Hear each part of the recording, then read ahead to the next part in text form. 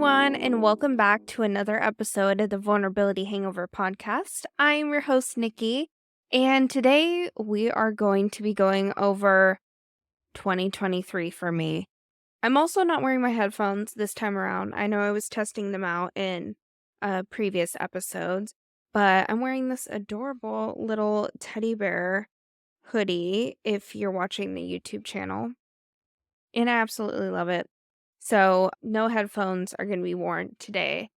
And yes, this is the gigantic Squishmallow right next to me. And yes, I kept the tag on. It is what it is. Okay? I'm healing my inner child. Today, I am drinking a Celsius in my handy dandy Peloton, not Peloton, in my handy dandy Pendleton Hydro Flask thing, and it's keeping it nice and ice cold. Can you hear it? That's the ice cubes and the straw. So give this a little sip.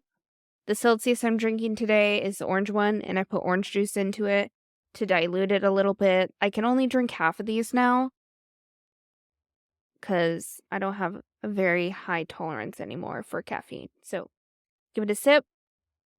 Amazing. The affirmation for today is I'm on the life path that I love and nothing can stop me. The roadblocks that I encounter are just a redirect to better my path to greatness. Now let's get into my 2023 recap. So I am recording this a couple days after Christmas, and I'm feeling a little bit of the post-Christmas blues, so I apologize if I come off a little bit like a Debbie Downer. I'm not trying to be a Debbie Downer by any means. I would like to say that my baseline is happy, typically, but I'm processing this all in real time, so it is what it is, and I need to stop making excuses for myself. I apologize once again. So this month is almost over. We only have a couple days left of 2023, which means it's nearly the new year. 2024, and I can't lie, I feel pretty anxious, but I feel somewhat similar to how I felt last year, but different at the same time. I feel both happy, but also a sense of grief. I also have felt lonely the past couple of years, not because I'm single. I want to make that a point. I definitely enjoy my single life, but I feel lonely primarily because of the lack of friendships that I have around this time of year. So I've been feeling a lot more separated. Last year, I went month by month over each event and or what each month looked like to me. I also mentioned that I had difficulty recounting the past year, and that's exactly how I feel in 2023. I'll go over this year's events as best as possible, but there's a lot to unpack and some things that will be for future episodes, so just keep that in mind. Here we go. This year was the most beaten down I have ever felt. I had a rough year last year, but it's nothing compared to this one. I lost all motivation to keep things going and have been holding on by a thread. But I'm holding on because deep down, I know in my heart that I had to go through all of this to completely rebuild and create a beautiful life. And I feel like I got a second chance to start over. I will say I've had more lows than highs this year. I don't want anyone to feel bad for me. I'm just simply stating that because I want you to learn from my mistakes and my experiences so that you can take my mess of 2023 and turn it into your own survival guide. So the common theme that I had in both 2022 and 2023 is that I need to take care of myself. I can only rely on myself. I can only control myself. I need to put myself first, and maybe that's why I've had these difficult years. I need to learn to be more self-sufficient and love myself. I am learning to love myself and trust myself more and more throughout this process. I feel as though I went through my final rebirth this year. I dealt with moments of what could only be explained as karma. I made mistakes, and I learned how to control how I reacted to each event that life threw at me this year. I lost a lot this year, like I said, but I gained a lot. But I can't help but feel exhausted from some of these experiences. And I want to say that I'm healing so badly and that this is what healing is like, but I do not want to keep going through this type of pain. But at the same time, I kind of feel like I'm going through these experiences over and over again because I haven't learned my lesson. I get it. I understand, universe. I hear you. So in January, I decided to put myself out there with friendships, and I started going out to meet a lot more people. At the time, I was still drinking, so I was meeting most of my friends at bars. I started meeting new people and going out more on weekends. Also, around that time, I stopped taking edibles. I was doing edibles for a little bit, and I kind of felt like I don't want to say I was going through like a form of spiritual psychosis, but I was kind of doing it to cope with wanting to escape from reality. I was pretty depressed around that time. I had a surgery that gone wrong twice and had to have several different surgeries to completely reconstruct. Unfortunately, like I've mentioned in past episodes, I'm not able to talk about that, but that's just what I had to go through. And, it made me super depressed. February was my birthday month. I always have mixed feelings around this month, partially because this month is about love for me.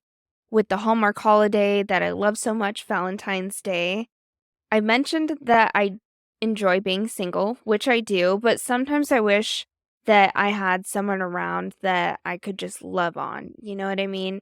I'm a hopeless romantic after all, and I want love in all of its forms.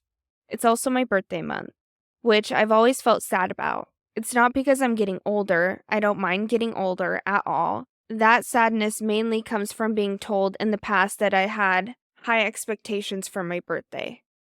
But it was a time I felt the least loved by anyone. Important people would forget my birthday. I would spend it alone. Past partners would pick fights with me, etc. But this month was different for once. I had a great birthday with friends, and I went out with my girlfriends. We danced, we mingled, and we had a blast. It gave me hope for years to come, and I know that things always turn around.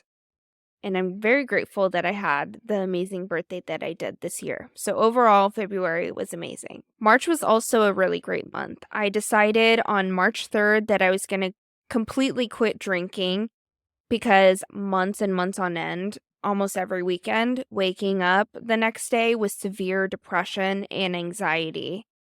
And it was debilitating. Like the type of anxiety or hangxiety, I should say, where you're just in your bed wanting to completely smother yourself in your covers and not even go out in the world. And it wasn't because I did anything wrong the night prior. It's just like my body is trying to, I don't know, recoup and recharge after a night of drinking. I'm very proud of myself that I decided to completely quit drinking. March 3rd, 2024 will be my 1 year sober. And that was one of the best decisions I've ever made for myself. Also, around that time, I started to become more involved again with my career in real estate. I decided to pick up a part-time job again in Bikini Coffee in April, which I've mentioned in episodes previously. I felt more confident than ever and continued to be active in real estate at the same time. I found myself putting myself out there more and meeting many different people. I started to feel in alignment with my life. But as we get into the other months, unfortunately, you will soon learn that wasn't entirely true. May was filled with business ventures and health. I started to focus on my overall well-being, and I swapped out drinking for healthier alternatives such as probiotic sodas, you guys know I love the poppies, and juice shots. I also unfortunately got my hair done this month, and it nearly fried my hair completely off. And if you knew what my hair looked like before then, it was nearly down to my butt, and I wanted to keep that length, just have a little bit more layers, but unfortunately, it was not what I asked for at all, and that's what I get for cheating on my hairstylist. I also started to get back into the dating world in one of the worst ways possible, which is meeting people online on the dreadful dating apps. But I knew deep down, and I even knew then, that I am not going to find my person on a dating app, let alone in my state. I genuinely believe that my person does not live in this state, and we will not meet in this state. And I don't even want to date anyone where I live. So I was exploring the dating world and getting closer to the new friends that I had made in late 2022 and early 2023. I got extremely close to someone in particular, and we spent much of our free time together. I felt like I was meeting my people. In June, I landed a real estate client by working in Bikini Coffee. I also met someone that I deeply care about who changed my opinion on relationships altogether. I am not with this person, and I don't think I ever will be, but they significantly impacted me, and I'm forever grateful for them. I also traveled to different parts of California in June and July, which was a really fun experience. So starting in July, my year started to go slightly downhill. It was a mix of both good and bad events. I ended up totaling my brand new car in January at the beginning of July. Then the next day, I hopped on a plane to visit the person that I just mentioned. I also sold the house that I mentioned earlier. July was also the month my family had to make the difficult decision to put our family dog, Cooper, down. Putting a dog down is one of the most challenging things, regardless of how long they have lived. Cooper lived a 16-plus year life, and we are so grateful to have spent those years with him. I know that it was the best decision we could have made for him. August was the start of a prolonged struggle. I had a lot of realizations during this time. I realized some people were not my friends. I started to grieve, and through the process, I was trying to turn inward and work on healing myself. A factor in healing for me is community, and unfortunately around this time, I felt like I didn't have anyone I genuinely felt connected to other than my family and my one friend, Hannah. Shout out to Hannah, she always holds it down, but I still felt lonely even with my friends. It's so hard to explain. At the end of August, my lease for my apartment was up. So I made the dumb decision to move into one of my friend's apartments. I will go into a little bit of detail about this move through the ongoing months in this episode, but that whole friendship might need to have its own episode later on down the road. And let me tell you, it was one of the worst friendship experiences I've ever had in my life. The move was more complicated than it should have been, mainly because of this person. I felt pressured to move in with her. Yes, I could have moved in by myself, but we both wanted to save money and had plans to move, so we felt it was the best move for us. Theoretically, it could have totally benefited us, but unfortunately, in the end, it did the complete opposite. But I firmly believe that everything happens for a reason, and I know that reason was to teach me not to rely on anyone. Also, around this time, I took a quick trip to LA, which was a nice break before settling in with the new roommate. We enjoyed the beach and explored West Hollywood, and I met some really cool people. It made me want to move there even more. I also had my first one-night stand in August, or should I say a 24-hour stand, which was completely unexpected, and I never want to experience something like that again because I am not made for that. I was completely fed up by September, and I wanted to drop everything and start over. I quit my job as a bikini barista. I enjoyed the job, but felt I had outgrown it. I also had felt pressure to quit for many other external reasons. In the end, it was a good decision. Still, I wish I had gone about it differently and trusted my gut by sticking it out until I was in a better spot. But I was impulsive and made the decision right then and there. The roommate situation progressively got worse. I felt like I never wanted to be home or around this person, which was hard because we lived together in such close proximity. It was confusing because we had gotten so close this past year, but I felt like I was seeing another side of her that I was not expecting. And I pride myself in my ability to see people for how they are because of my strong intuition when it came to seeing her red flags. I looked the other way, but let me be honest with myself. I saw the red flags in this person that I shouldn't have ignored. And as you guys know, Enzo got extremely sick. The roommate that I was living with decided out of the blue to get a dog, which meant that he was in the hospital going through his treatment and the other dog was in the living space, possibly getting exposed to this unknown illness that Enzo had. While my dog was in the ICU and I was trying to come up with forms of payment because they would not treat him until I forked over all the money. She made that entire situation about her issues and her dog. It was entirely stressful when it didn't need to be. I just needed a friend. Instead, she made it all about herself.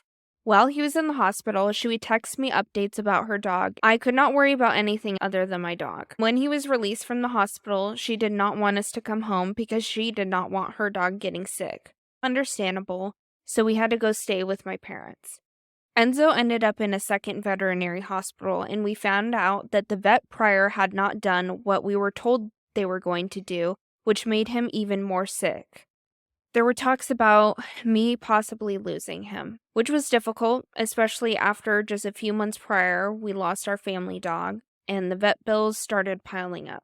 I am so grateful that I had my family because I don't know what I would have done if I genuinely was alone in this situation. Enzo stayed in the ICU for 2 to 3 days. I got to visit him, and it was very heartbreaking. I decided that with all the medical bills, I was just going to start a GoFundMe, which many people graciously donated to, and I am forever grateful for those of you who helped, however you could, even if it was just sharing the post on your social media pages. After Enzo was released, we had to quarantine and rest, so we spent over 10 days at my parents' house waiting for him to get better.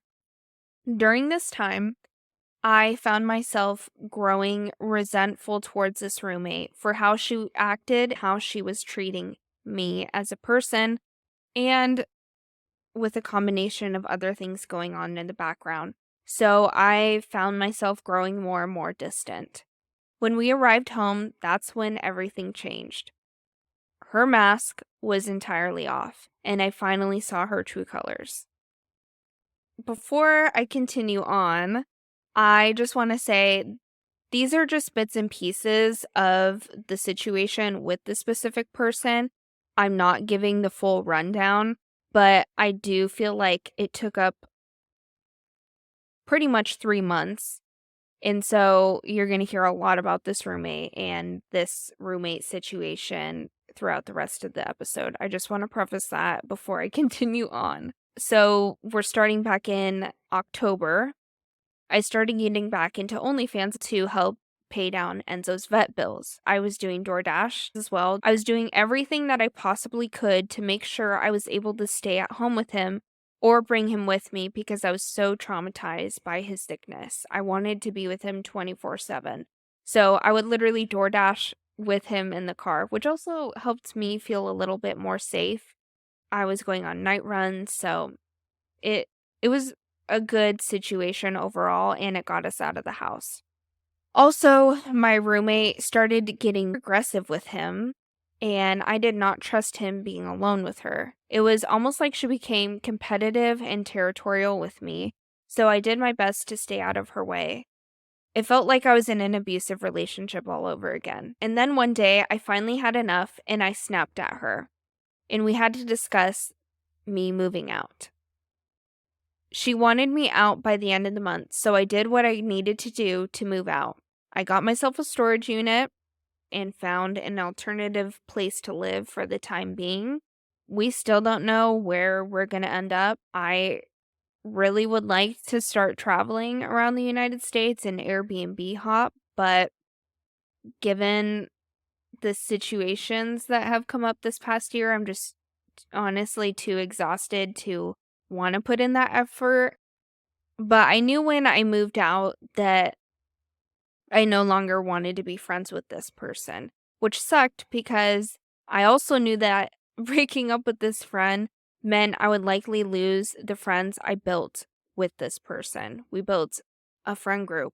And because of how she is, I knew that she would manipulate the situation to be in her favor.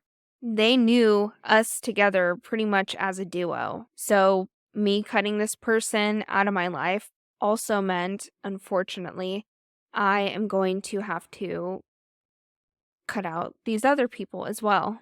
So, in November, I tried to break away from the friendship in the most amicable way possible, but I could not. One thing that I have learned about abusive people is that the second they feel that they are out of control, all hell will break loose.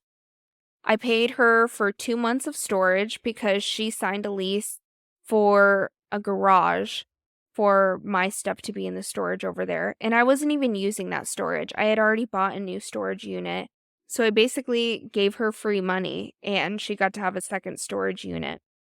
But that was not enough for her. She started claiming that I owed her money, which is not true. Honestly, that's when I decided that enough was enough and I needed to break things off completely. And the only way to do that was by blocking her. And then this turned into several weeks of her reaching out to my friends, my family members, mutual friends, and even someone I had a one night stand with to have a complete smear campaign about me. I felt hopeless, but I knew that if I reacted, it would give her more fuel. I kept quiet and let her say what she wanted.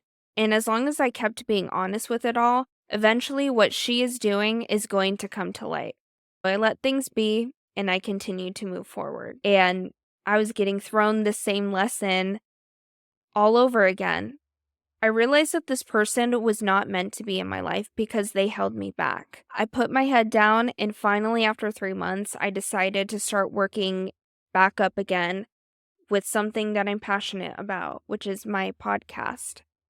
I started valuing the time that I was spending with my family. I spent time with my real friends, and I started to pick myself back up, doing the routines that I was doing before this year. Because, in all honesty, I fell off with a lot of the health regimens and my meditation practice, exercising, and all that kind of stuff. And that's no one else's fault but my own, but that's how I have to pick myself back up. So that's what I started doing. And this is the happiest I've felt in a really long time. December has been one of the best months that I've had this year, even though I haven't really done very much. I found passion again for this podcast. I started planning for my future endeavors, and I completely deleted the dating apps. I'm not even dating anymore. I'm finally finding my groove after a year of chaos. The future seems brighter and clearer for me. Now, as 2023 comes to a close and I reflect on this past year, even though it kicked my ass, I knew it was exactly what I needed to screw my head on straight and push forward for a life that I am meant for. I cannot wait to see what 2024 brings. Now, I'm not saying that I am a victim in these situations. I'm taking accountability for everything that I have done. I'm not saying I'm a villain either. But I do acknowledge that there are some things that I had to go through in order to, if this happens to me again, be able to navigate it in a more clear way. But I felt like ending that friendship, I did the best that I could and I tried to be as amicable as possible. But sometimes friendship breakups are messy, and I haven't had a messy friendship breakup like that honestly since I was in middle school. I'm trying to take time to clear my head with that entire situation and pick myself back up. Maybe in the future, I'll talk a little bit more about this person and that friendship and that situation. It wasn't always bad, but there was definitely a lot of things that I ignored in the beginning that bit me in my ass, and I learned a lot from it. So overall, this past year was freaking crazy. I am definitely ready to start over with a new year, and I know people always are like, "New year, new me." No, I'm literally going into this new year as a completely new person. I'm rebranding just about everything. I rebranded this podcast. I don't want it to sound like the Vulnerability Hangover promotes drinking. So I don't want the aesthetic of this podcast to be about drinking.